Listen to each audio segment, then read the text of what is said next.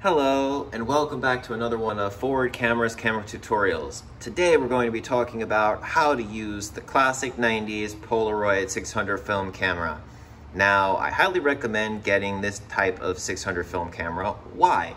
In my personal opinion, they're the best out of the 600 film cameras. They're made very well and almost always they work. Now I'm going to say almost always. Our shop specializes in selling the ones that work, but if you find them, they're generally closer to contemporary times and they have a lot less issues and the body is pretty solid and made pretty well. So let's talk about how do we use this camera if we buy one or if we find one. So the camera does not have a battery inside of it. In fact, every battery is inside the 600 film, which you can get online. It's produced today through Polaroid. And how do we use this camera is that we have to put the film inside. So let's get started. So you open up the camera like this, okay? And once you do that, you'll notice that there's this little sort of tab over here that we have to open. So let's do that. So we open that up and that's where our film is gonna go inside. And you're gonna take a film cartridge and slide it inside there, and the battery's inside the film cartridge. Now, I'm not going to do it because I don't have a battery in my film cartridge, and it's not gonna turn on for this video, but once it does, and it's inside nice and firmly, you push this up, and out will a dark slide that looks like this, right? Will pop out, you throw that in the garbage or hold on to it, whatever you'd like to do. And this camera is now ready to take photos. You'll hear a zoom, sort of like a whirring sound. And over here, it'll tell you how many pictures you have left. Modern film only has 8 pictures. So if it says 10, which it will, count down to 2, and that means that you're done with your photos. And you look through here to kind of take a look at what your photo will look like, even though you're not really looking through, it's not like SX70 where it's SLR, you're kind of just looking through this viewfinder as opposed to the actual lens. If you want to take a photo from 4 feet to infinity, make sure that the tab is on this side for one-step close-up. If it's not the close-up, it might just be a fixed focus from 4 feet to infinity, period, for your photo.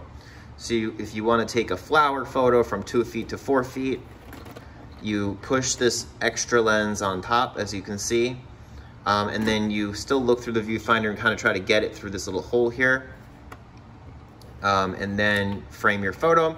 And to take a photo, there's 2 things you need to do. One, we have a darken and lighten slide. So let's just say you want a brighter photo, you push this tab towards the brighter side. If you want a darker photo, you push this tab towards, see, you can move it towards the darker side, but I keep it usually in the middle because it has an automatic exposure. Your light meter's over here. You want the camera's computer to detect like when to shoot the flash, and also how long to expose the photo and what aperture to put on to get the correct exposure for your camera. And then once that's going on, you want to take your photo, so you have the option. You press this button out here, inwards all the way, and then your photo will eject. And that's if you want flash on, which is highly recommended with this camera that loves flash. It loves a lot of light. And I recommend, you could take photos inside, but I highly recommend taking majority of your photos outside. It will look a lot better in my opinion, but that's up to you. And also, if you want to take a photo without flash for whatever reason, imagine it's super bright and you don't need the flash, outdoor light's way better. So you just press the inside button and then the film will eject and your picture will come out. And once your picture comes out, you want to immediately take it out of the light. You don't want the light to hit the photo. While it develops, you don't want to shake the photo either. You want to put it in your pocket and away from harm and out of the light for 10 to 15 minutes. And you could buy a light shield too. So the original camera has a light shield that doesn't come all the way out. And so it just kind of comes back in automatically. But you can buy a light shield online, or frog tongue they're called, to protect the photo from light from the sun or the surrounding area so it doesn't mess up your image. So once that happens, you take a photo, like take a photo, yay. This will count down. Inside there's a number, it tells you how many photos are left. And before you can take a photo, by the way, I forgot to mention, you need to let it charge for the flash, right? The capacitor inside the camera needs to charge. And so you wait for this green light to turn on. And once it turns on, you're able to take a photo. If your battery in your film pack is about to die, then this light is not gonna have enough energy, right? The capacitor is not gonna have enough energy to shoot out the photo. So once you have a new film pack, you know, your battery should be just fine, but really old film packs, sometimes those batteries aren't so great, so be careful about that. And the cool thing about this is, let's just say you wanna keep the film inside, you're not done with your film, that's fine. To turn a camera off, you just close this and that turns everything off. You can't even press the button, right? No film is gonna eject. And the recommended period for keeping film in a Polaroid camera is about a month. And I highly recommend that you follow that. You don't want to put this camera in a very, very dry place. You also don't want to put this camera in a very wet place, because that could also, the moisture or the dryness can affect the chemistry of the film and mess up your photos ahead of time. And then you're like, what? It doesn't work. So be mindful of that. And as you can see, like, we can take a look at this. It's classic. It's got a sort of black look. It's cool. And you know, these cameras are made pretty well, actually. They were made in the USA and also in China, and I think some of them were made in the UK too. This one's a Chinese one. They'll say it over here.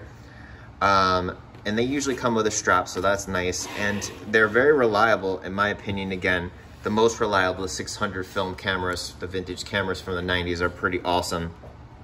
And sometimes you can find them in different colors. They have variety of colors that came out in the 90s, and then sometimes people also like to paint them and kind of decorate them. They're nice. Now let's talk about 600 film. So 600 film is actually 640 ASA or ISO film that was developed in the early 80s, and this film is faster than SX70, and also it's the same ISO, basically the same film as I-type, which is used in the modern Polaroid cameras. The only difference between those two films is this one has a battery built in, because the camera, you can't just put a battery in this camera. The battery's in the film pack.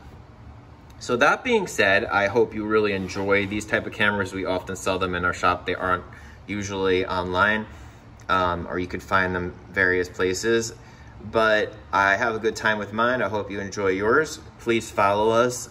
Instagram at Forward Cameras, or Twitter at Forward Cameras, or Facebook Forward Cameras.